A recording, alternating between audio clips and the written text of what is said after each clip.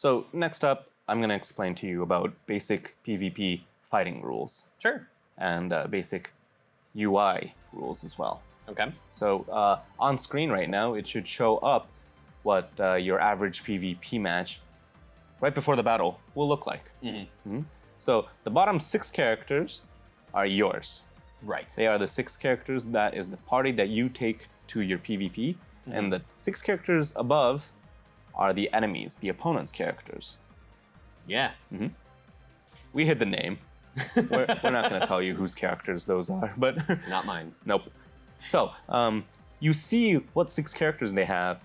They see what 6 characters you have, but you guys don't know who's going to be in the fight. You choose the 3 characters that are going to fight at this point. I gotcha. You tap each of the icons. You see the 1 and 2 on the bottom screen right there. Those signify the order of characters that will appear in battle. Okay. Of course, you can switch it around once the battle starts, so the order doesn't matter too much in the beginning, except for maybe the first character that you take with you. Right. So 1 character will fight at a time. It will be a 3v3 out of a 6v6.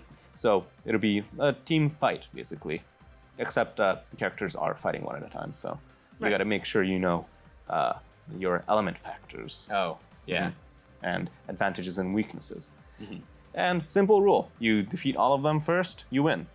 Yeah, pretty easy. There are certain examples where when you time up, it might be a tie, or in certain situations, if you have higher health, you might win. Okay. But most of the time, it's a tie. I don't think I've ever seen a tie. Yeah. Yeah, it's usually 1 person wins. Yeah. So the next slide should show you the icon explanations, the UI.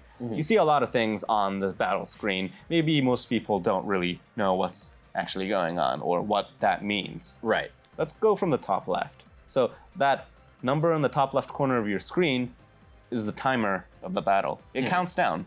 Yeah. And this is a bit of a unique terminology for Dragon Ball Legends. We like to call it 1 count, 2 counts, 3 counts, because these aren't technically seconds.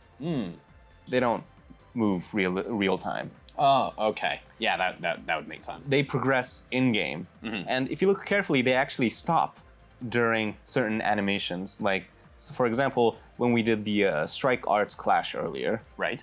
the timer pauses. Oh, I did not even realize that. Actually, during the clash itself, you can't see the number, so you might not notice. But when you look before and after, the number doesn't change.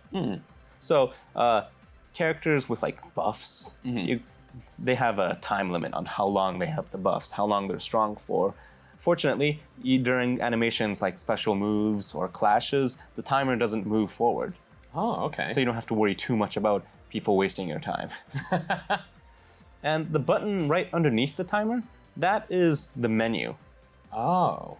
It says the forfeit button mainly because it gives you an option to. Oh, okay. If it's truly one-sided, you might want to just simply let it end and move on. We understand. We totally understand. So long as you don't just disconnect or do something silly of that sort. Who would disconnect from an honorable PvP battle? Disrespectful people, I bet. But yes, we do have that option. And then the icons underneath, those 2 characters that you see, those are your teammates. Those are your 2 other characters that you brought with you. When you tap their face, that sounds weird. When you tap the character icons, you switch with them. Right. So it also shows you how much health they have left on the green bar as well. Yeah. So when you are in the heat of the moment, you want to know who to prioritize, who to get onto the field first. Maybe you want to look at who has the higher health, and then pick him first. And also, if you look carefully, you see that blue arrow icon next to the face? I sure do. So that signifies that character has a element advantage against your current opponent. Right. Whoever's on the field. So if it's an arrow facing up, you want to fight with that character maybe. Right. If it's an arrow facing down, you do not want to bring him out. Pretty simple. Right. And then the blue circle right next to it, that's the key charge bar. As we told you earlier, that's what you use to use an arts card. And the maximum is 100. That is shared between all characters, so make sure you manage it well. And then the far bottom, that is your current character's health. Yeah. a huge green bar. Hopefully you want to keep it green. Yeah. So it's pretty obvious. You don't have to look at the actual number of your health, but of course it's on there for people who wants to maybe record and look back, or just showing it off to other people. Yeah. Look at all the health I have. Yeah, I've seen people with over 1 million health on their character. It's crazy. Are they playing Broly? Yeah, maybe.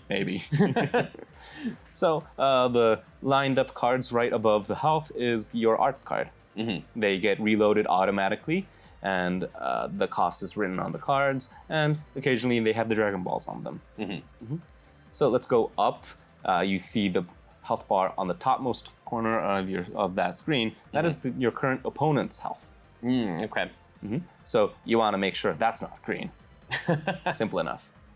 And then the icons that are lined up underneath those are your opponent's 3 characters that they have. The topmost character icon is the one that's currently fighting. Right. And just like your backup characters, you can see their current health through that tiny green health bar. I gotcha. Mm-hmm. And then finally you have on the far right, right above the arts card, those circular slots. Mm-hmm. Those are where your collected Dragon Balls go. And when you get all 7, you're ready for a Rising Rush. All right. Mm-hmm. So during battle, I understand since it's action-oriented, there's a lot going on. Right. In fact, most people maybe want to just look at the character models and the fight. We'd like to think it looks cool. Yeah. So what you want to focus on mainly during the battle is your arts card and who you're fighting against. Right. Mm-hmm. So make sure you have an advantage over them. Mm-hmm. And about key management that I said earlier, you can worry about that maybe later on when you're far more comfortable with the game. Right. Mm-hmm. So I just demonstrated to you simple skills or things that you might have not known. Mm-hmm. Special move clash is actually not very well known, and we'd like for everybody to try that out when you're playing with your friends. Yeah,